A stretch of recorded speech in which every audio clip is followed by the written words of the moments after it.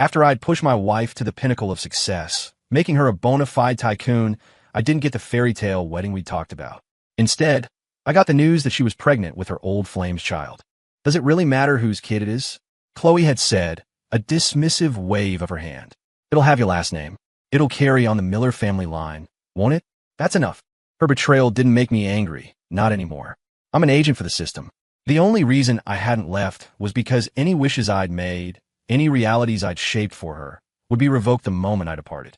I stayed for her. When my mission progress hit 30%, I wished for her company, Anderson Solutions, to go public for money to pour in. At 70%, I wished for her mother, who was fading fast, to have a long and healthy life. When a mission was complete, I wished away the brain tumor that was killing Chloe, restoring her to perfect health. She thought my lack of resistance meant I'd finally learned my place. She promised to put me in charge of a subsidiary, even offered to have a baby with me, another one eventually, but she didn't know my contract was ending. I was leaving. It was early evening when Chloe, that's my wife, Chloe Anderson, finally came home. She tossed her designer bag onto the marble entryway table and called out, "Ethan, honey, come give me a shoulder rub." Being pregnant is exhausting. Any other time, I would have rushed over, ready to cater to her every whim. But not this time. I didn't say a word. After all, the baby wasn't mine. Ever since Liam Walker, her college sweetheart, had returned to the States a year ago, she hadn't let me touch her. And just recently, I'd found out she was 3 months pregnant. She'd admitted, bold as brass, that it was Liam's. She actually expected me to be understanding, to welcome this. She used to at least try to hide her meetings with Liam. Now, she brought him into our home, right in front of me. I watched him follow Chloe in, his arm already possessively around her waist. I said nothing, did nothing.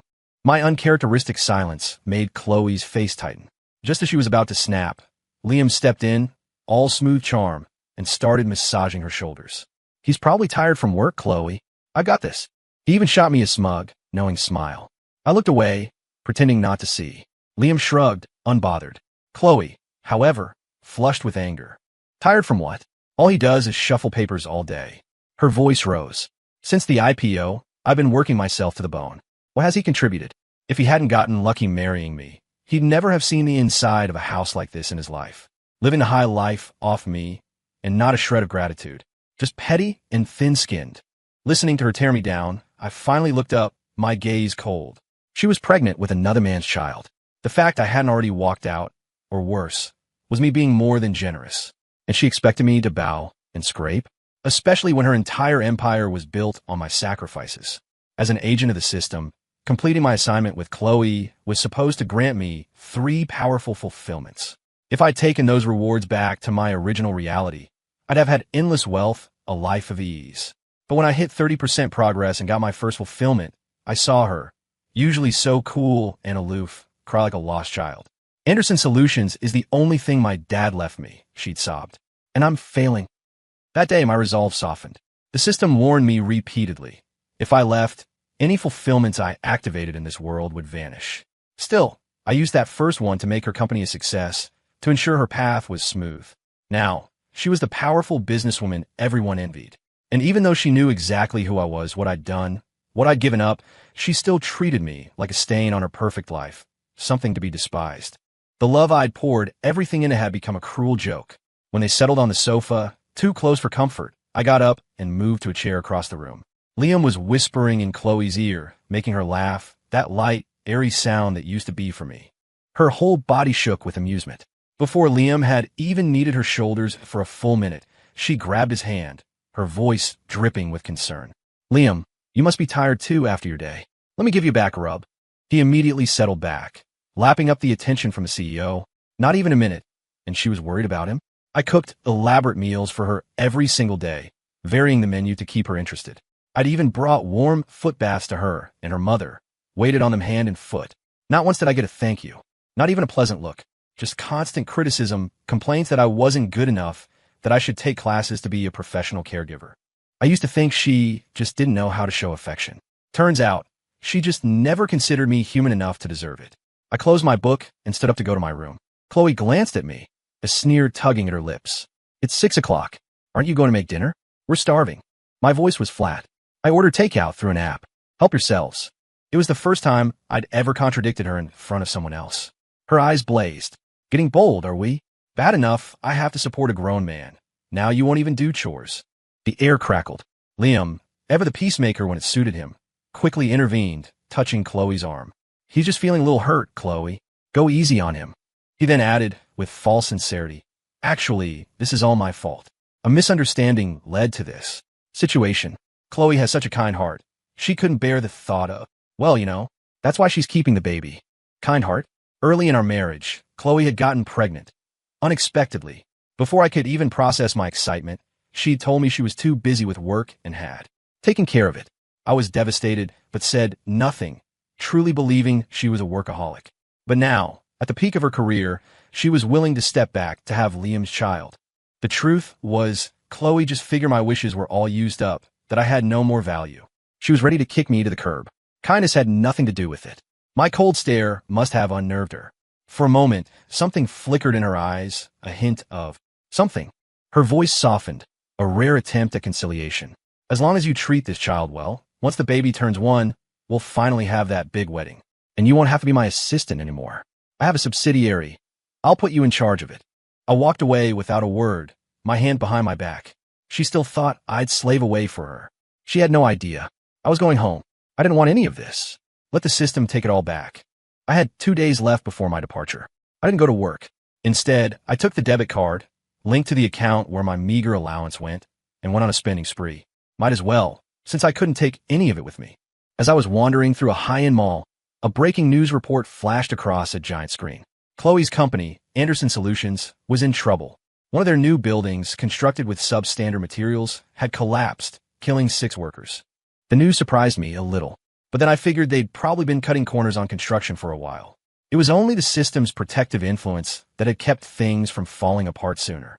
Now that the system was busy processing my departure, it was retracting all the luck it had bestowed. By the time I left tomorrow, Chloe would lose her precious career, and both she and her mother would lose their extended lives. Just as I was thinking this, my phone rang. Chloe, the company's in crisis. Get back here now. I strolled into the next luxury boutique, voice casual. Can't. I'm busy shopping. Chloe sounded incredulous. I was usually such a workaholic, always at her beck and call. She must have thought I was still sulking. Her tone softened, losing its usual sharp edge. Just come to the office for a meeting. We'll sort this out, and then you can take some time off. I was leaving tomorrow. Time off. Yeah, right. I hung up and continued my tour of the mall's most expensive stores, indulging in a novel sensation of reckless spending. When I got back to the house, Chloe's mother, looking every bit the pampered matriarch in her silk robe, was already in full complaint mode. A freeloader husband, doesn't know his place, out gallivanting all day while the company is facing a disaster. Just knows how to waste money. I started to take off my shoes, only to find Liam there, casually wearing my slippers. Mrs. Anderson's attitude towards him was night and day compared to how she treated me. She clutched Liam's hand warmly. Liam, you're such a dear, helping Chloe with PR, and so thoughtful to bring her home. Liam smiled. It's mostly handled, Andy. This is my area of expertise. Don't be too hard on Ethan. He's done well for himself, considering he came from a small town. Chloe's mother sniffed. Done well? He got lucky, marrying into my daughter's money. If he'd ended up with someone else, he'd probably be stuck in some tiny apartment, eating instant ramen. The old woman had a convenient memory. After Chloe's father passed away and the creditors came calling, they'd been the ones hiding out in a cheap rental. It was my nonstop delivery gig work that kept them from starving, that put even instant ramen on their table. How quickly she'd forgotten those hard times, now using them to mock me. I ignored her. I was leaving soon anyway. Chloe, to her credit, didn't say anything. She saw Liam out, then followed me into our bedroom. She pulled a crumpled, expensive-looking floral tie from her purse. I had this custom made by a famous international designer, she said, approaching me. It's one of a kind, unique. It'll look perfect on you. One of a kind, my ass. I'd seen Liam wearing that exact tie, practically preening when he paraded past me in it. I glanced down. Sure enough, a faint lipstick smudge near the knot, and the distinct scent of another man's cologne and sweat. She'd probably just taken it off Liam, stuffed it in her bag, and only decided to gift it to me because of my recent defiance. A sacrifice in her mind. I didn't reach for it. She, however, moved to put it around my neck. Only then did Chloe notice my new clothes, the fresh haircut. A flash of distaste crossed her face. She frowned. The baby's still small. We need to be careful. If we're together. I stared at her, confused. Then it clicked. Chloe detested physical intimacy with me. She'd instituted a rule: 3 times a month, no more. I was always meticulous about my hygiene, always dressed neatly, but she'd constantly complain I was unkempt, a country bumpkin. To please her, on those rare occasions, I, normally frugal, would splurge on grooming at a salon just to win a moment of her approval. But now, I'd simply wanted to spend the savings I'd painstakingly accumulated from my actual job before the system. She'd completely misunderstood. Chloe, suppressing her obvious irritation, had already looped the tie around my neck. I raised a hand, stopping her. "You've got the wrong idea." Chloe froze. In the past, I'd practically begged her to tie my tie, and she'd always refused. Now that she was offering, I was rejecting her. But she didn't get angry. After a moment, she put the tie back in her purse, sighing. "You just want a child of your own, don't you?" she said softly. "After this baby is born, I'll have one with you. I promise." If she'd said those words earlier, I would have given my life for her in gratitude. But now it was too late. I waved my hand dismissively. "No need." Chloe must have thought I was just being stubborn. She suddenly threw herself at me. "All right, stop being difficult. Let's just get this over with. The sooner we finish, the sooner I can shower and sleep. I'm exhausted." I shoved her off me hard. I didn't even think about her being pregnant. Chloe cried out in pain and surprise, scrambling to her feet, furious. "Ethan Miller, if you have a problem, spit it out. Who do you think you're scowling at?" Her voice was shrill. "The baby's gonna have your name. What more do you want? Don't be so ungrateful." Her words almost made me laugh. "Don't bother. The Miller family legacy doesn't need to be tainted by something like this." In all our years together, I'd never spoken to her so harshly. Chloe was stunned. She hadn't expected me to have such a vicious tongue. She absolutely blew a gasket. "The baby is innocent. How dare you insult my child? You're sick." She stormed out, slamming the door. This time, I didn't chase after her to apologize and soothe her temper. Later, when I went to the kitchen for a glass of water, I overheard her talking to her mother in the living room. Mrs. Anderson was comforting her. "Don't you worry, dear. Once the baby's born and calls him daddy, he'll soften right up." Chloe sounded uneasy, her brow clearly still furrowed. "I just checked his accounts. He's normally so tight with money, but he spent almost everything." Her mother snorted, as if she'd expected as much. "See? He obviously heard about the company's troubles and got scared you'd ask him for money.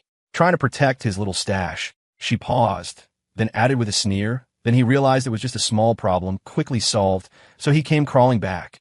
Chloe knew better, of course. She knew I loved her far more than money. Otherwise, I wouldn't have used all 3 fulfillments on her. She defended me, her voice firm. "No, that's not it. He stuck by me when I was at my absolute lowest. He gave me every penny he had. He wouldn't be trying to hide money from me now. He's probably just incredibly hurt, letting off steam." Her mother, oblivious to the truth of the system, just scoffed. "Oh, you're too soft on him. What man doesn't hand over his paycheck after getting married?" Chloe put her arm around her mother, her expression softening as she recalled the past. "But Mom, when you had that car accident and I was overwhelmed with the company, he was the one who took care of everything. He nursed you day and night. No one else would have done that." But Mrs. Anderson just looked exasperated. "Silly girl. He was just doing what a kept husband should do. Anyone else in his position would have done even better. Listen to me. You're pregnant with Liam's child. Divorce Ethan as soon as possible. With Liam to help you manage the company, your life will be much easier. Unlike that useless freeloader. All he's good for is laundry and cooking. Absolutely spineless. No ambition at all." Hearing this, Chloe, surprisingly, didn't agree. For the first time, she looked coldly at her beloved mother. "Mom, I am not divorcing him. And don't bring it up again." Of course, Chloe couldn't afford to divorce me. She was terrified that if I left, she'd lose everything. Her mother was about to say more when her eyes caught sight of me in the doorway. She let out a disdainful little laugh. "Now he's taken to eavesdropping. People from his background are always so uncouth." Chloe, embarrassed at being caught, tugged her mother's arm. "Mom, please." "Warren, Mrs. Anderson reined it in slightly, but still looked down her nose at me. "Why haven't you brought me my nightly warm milk yet?" In the past, I'd meticulously catered to their every whim, primarily because Chloe was so cold and proud. To make her love me, I'd been completely subservient, like a servant. Later, when her mother had the car accident and ended up in a vegetative state, Chloe had collapsed in my arms, sobbing uncontrollably. I'd used the fulfillment to wish her mother a long life. Mrs. Anderson had opened her eyes. Her injuries healed with astonishing speed. Even old ailments vanished. I thought she'd be grateful I saved her mother. Thought they'd treat me better. Instead, both she and Chloe looked down on me even more. So why would I fetch her anything now? I wasn't a masochist. I was scrolling TikTok on my phone. Busy, I said, not looking up. Mrs. Anderson was about to erupt. Chloe stopped her, then walked over to me. Actually, we haven't had a proper meal together in ages.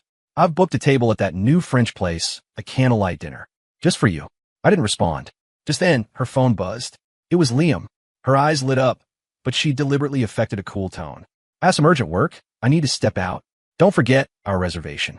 Without waiting for my reply, she adorned herself with jewelry and practically skipped out the door, clearly anticipating a romantic evening with Liam. The moment she left, Mrs. Anderson settled onto the sofa, arms crossed, and switched on the TV. I'm hungry. Go make me a late-night snack. Let's start with that beef Wellington you make. The dish was incredibly complex, requiring a ton of ingredients and at least 4 hours of cooking time. When I was desperately in love with Chloe, I'd ignored her mother's unreasonable demands, obeyed her every command, even painstakingly learned to cook gourmet dishes. Now, she could starve. I'm too useless to make that, I said, turning back to my room to play some video games. Ask your precious son-in-law-to-be. Mrs. Anderson's face turned crimson with rage. After a moment, her expression shifted to smug satisfaction. Fine. You won't be arrogant for long. Once Chloe and Liam get married, you'll be completely useless. Then the company can expand nationally, even globally. The gap between you two will only get wider and wider. I was speechless, still trying to matchmake them, oblivious that her own life was on a countdown. I didn't go to the restaurant. Chloe didn't contact me either until 2 in the morning. So sorry, her text read. I wasn't feeling well, had a rest at the hospital for a bit. Let's do lunch tomorrow noon. Whether we met or not was entirely her decision. I certainly hadn't agreed to anything. I was about to put my phone down when a picture message came through. From Liam. Chloe, face flushed, was fast asleep beside Liam. Her lingerie was carelessly piled on a nearby chair. I recognized the room's layout. Chloe had posted selfies from this very room countless times. The earliest one was from 3 years ago, before her first tumor. So, she'd been betraying me even back then. I knew Liam sent it to provoke me. I ignored it and went to sleep. Around noon, Chloe called over a dozen times. I didn't answer, just silenced my phone and rolled over. I was drifting in a hazy state of sleep when my bedroom door was kicked open. Chloe ripped the covers off me, her voice tight with fury. Ethan Miller, why did you stand me up? She was practically shaking. Do you know how long I waited for you at that restaurant? 16 minutes and 9 seconds. Do you have any idea how valuable my time is? I sat up, rubbing my eyes. I stood her up once, and she was ready to tear the roof off. She stood me up countless times. Liam had followed her in. His eyes swept over me, filled with nothing but contempt. Chloe, this husband of yours is a real piece of work. How could he leave a woman waiting like that? You should divorce him. I'm far more reliable, and I can actually help you run the company. At least I'm not some lazy slob lying around the house all day. He finished with a self-satisfied smirk. He clearly expected Chloe to side with him. But Chloe's expression flickered. She remembered when her first brain tumor was diagnosed. Liam hadn't hesitated to abandon her, fleeing overseas and cutting off all contact. It was me who had stayed by her side, cared for her through the nights, me who had ultimately saved her life. Her anger deflated instantly. For the first time, she actually apologized to me. Okay, fine. Let's call it even for me, canceling last night. I won't hold it against you. Since everyone's here today, let's all go out for a meal. Liam looked surprised for a moment, but then waved a magnanimous hand. Sure, why not? This one's on me. Suddenly, a notification pinged in my mind. The system. Respected host, the departure channel is now open. You may return to your original world at any time. I smiled, a genuine smile for the first time in what felt like ages, and climbed out of bed. No need. You three enjoy your meal. I'm going home. Liam blinked, then chuckled. Isn't this your home? He didn't understand, but Chloe did. She knew exactly what going home meant. She stared at me, aghast. Don't be ridiculous, Ethan. You worked so hard to win me over. You used all your mission rewards on me, on us. If you stay here, you'll have more wealth than you can ever spend. I cut her off with a raised hand. A word of advice, I said, my tone deceptively mild. Instead of wasting your breath here, you should probably start thinking about damage control. When I leave, everything the system granted you will be revoked. You're on your own. Chloe scoffed, crossing her arms, her face a mask of condescension. Trying to scare me? Do you think I'm as gullible as I was back then? Unlike then, now she had everything. I, on the other hand, would be nothing without her, or so she thought. Liam didn't quite grasp the full conversation, but still chimed in with a derisive laugh. They say kids from poor families mature early, but you're so childish, Ethan. Chloe, are you sure you want to spend your life with someone this immature? As he spoke, Liam's phone rang. He answered it. His face went white. Chloe, he stammered. All our corporate partners are pulling out. They've canceled all contracts, and the IRS is launching a full audit. There are massive tax discrepancies. In an instant, Anderson Solutions was bankrupt. Chloe was personally liable for billions.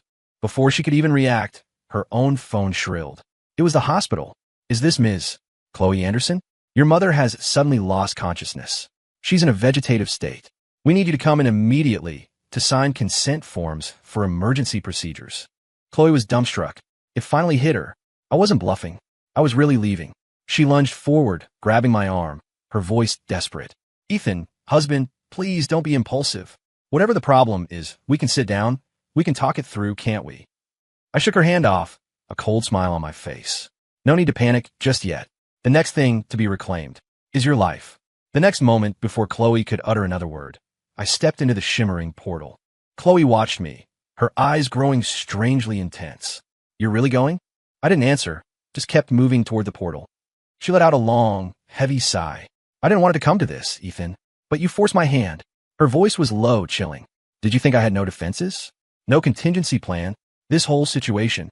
I know I wronged you, she continued, her tone shifting, becoming almost pitying.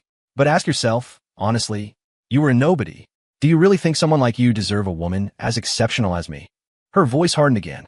Did you think I didn't want to have your child? I just didn't want to sully my family's superior genetic line. From now on, you'll stay here, in this house, and enjoy the comforts I provide. I can give you anything, Ethan. Anything but love. You should be content with that. She pulled out a small, folded piece of parchment, intricately marked with strange symbols. With a flourish, she set it alight. Suddenly, the shimmering portal wavered and collapsed, winking out of existence. Chloe stood opposite me, her eyes filled with a chilling, possessive triumph. Ever since I witnessed the true power of your system, I've lived in constant fear. Fear that one day you'd betray me, abandon me. So I sought out specialists, people with unique talents. A mystic gifted me this binding sigil. Once burned, it ensures you can never leave. Looking at the empty space where my escape route had been, I started to laugh. A harsh, bitter sound. How utterly, pathetically ironic. I'd given up everything for her, gambled my entire existence on her, elevated her to this pedestal. And her response? From the very moment I'd gifted her wealth and life, she'd been plotting, scheming how to control me, to keep me leashed. Only I, like a fool, had continued to serve her, believing, hoping that somewhere, sometime, she might have actually loved me, even for a fleeting moment. I reached out to the system mentally. In response to the situation, a series of cold, impersonal text boxes appeared in my vision. But seeing those words, I felt a profound sense of reassurance. Error. Host has left excessive traces in the target world, significantly altering multiple destinies. Host's own fate matrix has become entangled. Departure channel integrity compromised. Re-establishing connection. So that was it. By pouring my mission rewards into her, I'd ultimately sabotage myself. It was against the rules, creating a loophole, an exploitable vulnerability. Thankfully, the system was powerful enough to fix this. Respected host, vulnerability protocol engaged. Restoration in progress. Estimated time to channel reconstruction, 15 days. Upon full retraction of all granted fulfillments, departure channel will be reestablished. Please confirm intent to proceed. Without hesitation, I mentally hit confirm. Across from me, Chloe was oblivious to this internal exchange. She genuinely believed she had me trapped. You'll stay here quietly. I'll have people watching you, she said, her voice firm. Liam, let's go get Mom from the hospital. Liam, still reeling from the sudden, drastic turn of events, just stood there dazed. Chloe, don't worry too much.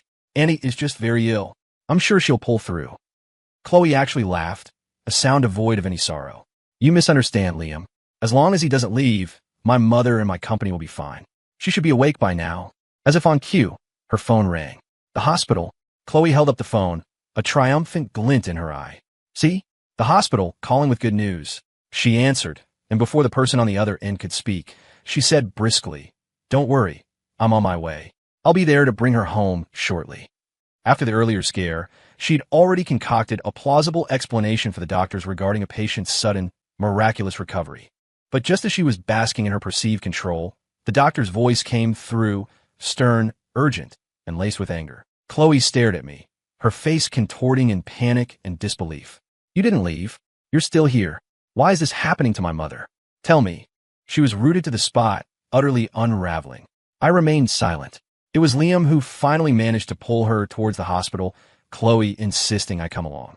The light above the operating room was still on. Chloe, in a daze, signed whatever papers were thrust at her. The surgical team rushed back to work. The longer they waited, the more frantic Chloe became. Finally, she sank to her knees before me, her voice raw with desperation. "Ethan, I swear, I know I was wrong. Please, I'm begging you, save my mother. I lost my father so long ago. She's the only family I have left. If you hate me, make me do anything you want. Just please spare my mother. I'm the one who wronged you. Punish me, okay?" Once, her tears had been my undoing, time and time again. But my compassion had only brought me ruin. I remembered the system's repeated warnings when I first bestowed a fulfillment upon Chloe. Excessively altering another's destiny would inevitably lead to a backlash. I just watched her hysteria, my expression impassive. "I'm just a loser, Chloe. How could I possibly have that kind of power?" She cried harder, on the verge of hurting herself. Onlookers started to stare, thinking she was unhinged. Even Liam couldn't understand what was going on. "Chloe, please, don't get so upset. Think about the baby." Chloe remained on her knees, refusing to get up, looking as if she might start slapping herself if I didn't agree. Just then, the light above the operating room door went out. A surgeon emerged, his face grim. He sighed heavily. "We did everything we could. I'm so sorry for your loss." Chloe's mother was dead, a far more severe outcome than the previous vegetative state. But this, I suppose, was the price for the extra years she'd lived. Chloe lunged at me, screaming incoherently, before finally collapsing into Liam's arms. She lay unconscious in a hospital bed. Liam, the great love she'd yearned for, seemed primarily concerned with the status of the baby, barely glancing at Chloe herself. He let the nurses attend to her, showing more interest in hiring a private nurse than lifting a finger himself. When Chloe slowly opened her eyes, he rushed to her side, all feigned concern. "Chloe, you fainted. You scare me half to death. I've been here with you for 3 hours, waiting for you to wake up." He prattled on, listing all the minor things he'd supposedly done for her. Chloe, deeply moved, reached for his hand. "If you hadn't left all those years ago," she whispered, tears welling, "I would never have married Ethan." Liam was her unforgettable first love, her childhood sweetheart. They'd grown up together, practically engaged from a young age, destined for the altar. But after Chloe's family business imploded and her father, hounded by debt, took his own life, the Andersons had fallen from grace. Former allies turned on them. Even Liam's family broke off the engagement, and Liam himself was whisked overseas overnight, without so much as a goodbye. Buffeted by one blow after another, Chloe had spiraled, with only me by her side. I was the one who'd helped her rebuild, putting her back on the path to success. Once Anderson Solutions was thriving again, the well-wishers and opportunists flocked back. That's when Liam had mysteriously reappeared, claiming his family had forced him to leave back then. By that time, Chloe and I were already together. From their hushed conversations I'd pieced together, Liam had apparently told her he didn't mind being her other man. So, for years, they'd carried on a secret affair behind my back, until she was diagnosed with brain cancer. The man who'd sworn eternal love vanished again. Liam's most recent return was a year ago. His excuse this time? He'd been mugged, knocked unconscious, and somehow ended up involuntarily abroad. Now, clutching her hand, Liam looked suitably ashamed. It was my fault. I wasn't strong enough. My family pressured me, and I couldn't go against my parents. But I promise, Chloe, I'll never let you down again. Never. Chloe lay in bed, tears streaming down her face as she looked at him. But her eyes held no gondom, only an immeasurable sadness. "I understand, Liam. If you truly hadn't wanted to go, no one could have forced you. Besides," she added, her voice flat, "even if you were gone, you could have contacted me. You never did." She pulled her hand away from his. Looking at his stunned expression, she said, "That's why I'll have your baby, Liam, but I will never marry you." Liam's smile was tough. "Everyone makes mistakes, Chloe. Can't you give me one more chance? I swear I'll make up for everything I put you through." Chloe's face was cold. "We'll see how you behave." I hadn't intended to enter the room, but a doctor, knowing I was Chloe's husband, insisted I come in. The moment Chloe saw me, her eyes filled with resentment. My mother is dead. Are you satisfied now? Her voice was venomous. You're so cold-blooded, Ethan. I've had enough of you. Let's get a divorce. I shrugged, spreading my hands. Fine by me. At this point, it was a choice between divorce and widowhood for her, really. The doctor, holding a chart, hesitated.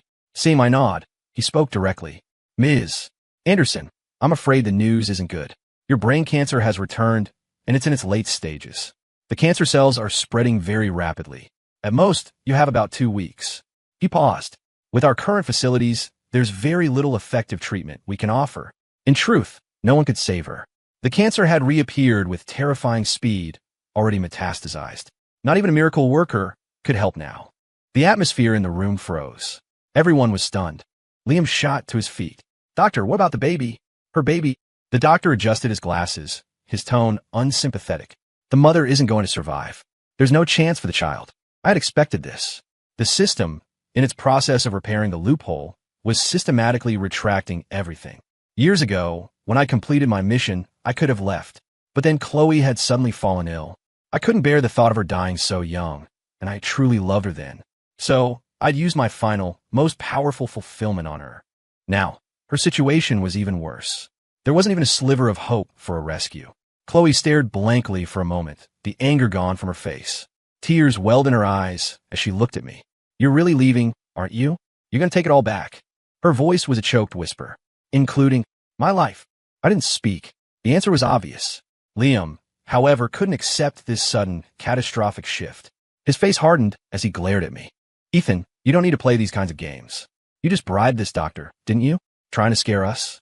Do us a favor. If you're going to fake something, at least do your research and make it convincing. A thought seemed to strike Liam, and his expression filled with disdain. Just a little while ago, I took her for a full physical. She was perfectly healthy. Even if she did get brain cancer, it wouldn't suddenly be terminal. And even late stage usually means 3 to 6 months, not 2 weeks. And that company collapse story sounds pretty far-fetched now, too. The issues with that shoddy construction were supposedly resolved ages ago. How does a massive corporation just go bankrupt overnight? He turned to Chloe. Chloe, this is all a setup. He hired these people. Don't believe a word of it. Liam's deductions weren't entirely illogical, but he'd overlooked one crucial factor, the existence of something as reality-bending as the system. I remained silent. The doctor, however, was incensed. Mr. Walker, if you don't believe me, feel free to seek a second opinion at any other hospital. I assure you, the diagnosis will be the same. Of course, Liam didn't believe it. He dragged Chloe to several other major hospitals for tests. Meanwhile, all of Chloe's assets were frozen. Fortunately for me, she'd been wary enough back then to insist on a prenuptial agreement. In all our years of marriage, she'd never given me a dime of her actual wealth. As a result, the small condo I'd managed to buy with my own savings was safe. Chloe, with nowhere else to go, had her things moved into my place. When I got home, Liam and Chloe were in the middle of a blazing argument. I really thought you turned your life around, Liam was yelling. But you're still as useless as ever. The company's gone, the baby's not going to make it.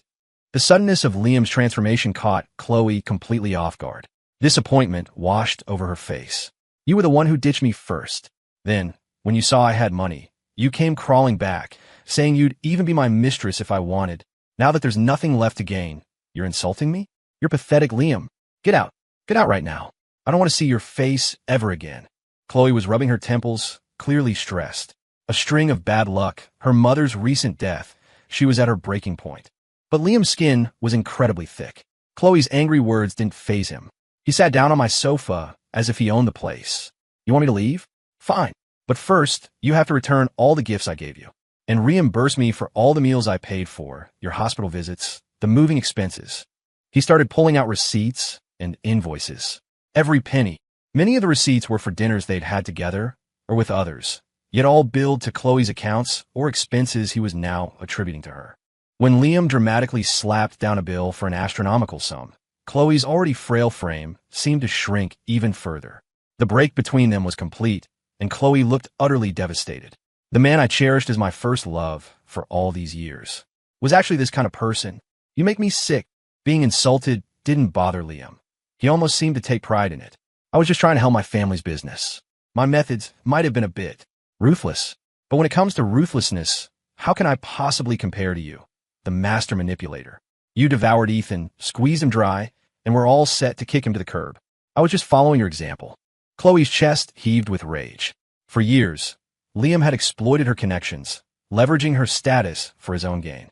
And now, not only was he showing no gratitude, he was abandoning her again at her lowest point and demanding repayment for every shared expense.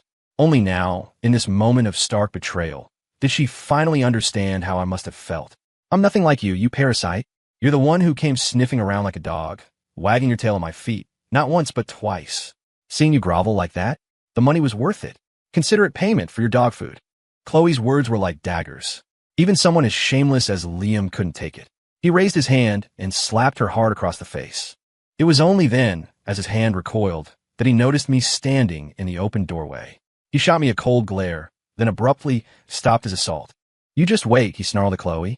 If you don't pay me back every cent, I'll make your life a living hell. With that parting threat, Liam brushed past me and left. As soon as Liam was gone, Chloe crumpled into a corner, wrapped her arms around herself, and started to sob. Ethan, she choked out between tears. I see it now. He's all talk, all empty promises. He never actually does anything. You were always the one who was truly good to me. The company, my mom. I don't care about any of that anymore. Can we start over? Please. She looked up at me, her eyes brimming. I never realized before how much you actually sacrificed for me. I promise from now on, I'll treat you right. I just sat on the edge of the sofa and silently lit a cigarette. Chloe looked a little annoyed by my lack of response, but said nothing. Actually, I said, my voice devoid of emotion, I think you two are quite a pair. Both equally selfish, only ever thinking of yourselves. What he just said sounds exactly like something he'd say. Your actions aren't much different either. I took a drag from the cigarette. All that I did for you, even a blind man would have noticed. But you claim you didn't realize? You're just terrified of dying, Chloe. Stop trying to fool me with these pathetic excuses. Chloe froze, then the tears came afresh. I'm sorry, Ethan. I'm so sorry. But her tears had lost their power over me long ago. I got up and went to my room to sleep. A little while later, Chloe was knocking urgently at my door. My mother's cremation, she said, her voice tight with anxiety. I don't have a penny to my name. I called everyone I know, but no one will lend me anything.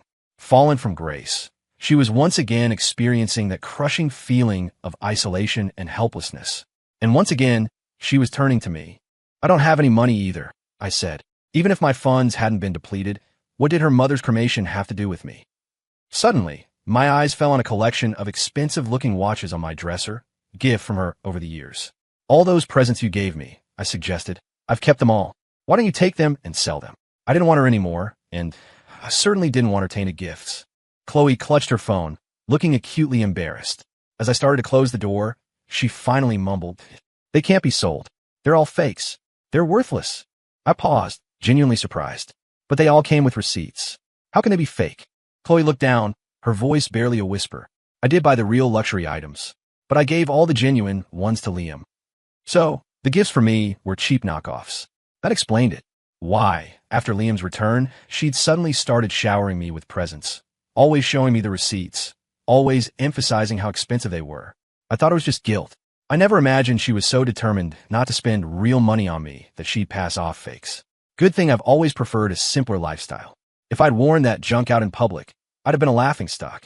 Well then, I said coolly, you'd better go asking for the real ones back. I slammed the door in her face, ignoring her cries and desperate pounding. Chloe, left with no other option, called Liam, trying to get the valuable gifts back. Liam just scoffed. Those watches have all depreciated. They're not worth much now. Just focus on paying me back what you owe, and stop trying to pull these stunts. After hanging up, Chloe slumped against my door, crying uncontrollably. I'm so sorry, Ethan. I'll get rid of the baby. I'll only have children with you. Please just don't leave, okay?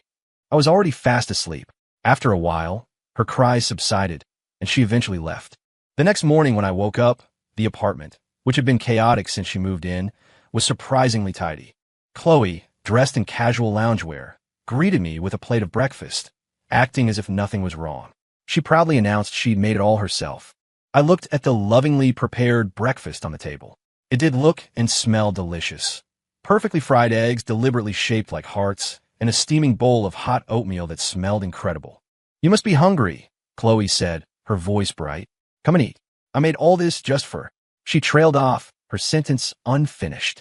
I walked to the fridge, pulled out a couple of slices of bread, and started eating them plain. You learned to cook all this for Liam, didn't you? She'd known how to cook for years. Yet, no matter how exhausted I was, she'd never once stepped into the kitchen for me. But for Liam, it was a different story. She'd wake up an hour early every day to prepare fresh, elaborate breakfasts and deliver them to him, simply because she was afraid he might go hungry. Chloe's face fell at the mention of Liam. Don't bring him up. That's all in the past. We were in love for a while, yes, but I stopped loving him a long time ago. Otherwise, I wouldn't have rejected his marriage proposals repeatedly. She looked at me earnestly. I only love you, Ethan. Her words made my skin crawl. I ignored the breakfast she was offering and walked past her without a word. Love me? Then why the cold shoulder for years? Why, after finding a way to supposedly trap me, did she cross every moral line and get pregnant with Liam's child? It was because she thought I couldn't leave, that I was dependent on her, so she felt free to humiliate me. And now that she'd lost everything, she wanted a fresh start? What next? Would she find another mystic to perform another binding ritual on me? I shook my head and went into my room, leaving Chloe standing alone in the kitchen, an awkward silence hanging in the air. She didn't seem to believe it, that the man who had once loved her so fiercely could suddenly become so indifferent. She continued to prepare breakfast, lunch, and dinner for me every day. It was only then I discovered that Chloe, who had always claimed she couldn't cook, was actually quite skilled. Her dishes looked like they came from a magazine. I hadn't been allowed to eat her cooking before. Now, I had no desire to. Thanks to Chloe's reluctance to publicly acknowledge our relationship in any meaningful way, she was now hounded by creditors, while I remained largely untouched. My departure was imminent. I'd lived in this world for nearly 10 years, my entire existence revolving around Chloe. I hadn't even made any real friends. I simply waited for the clock to run out. Chloe's health deteriorated rapidly.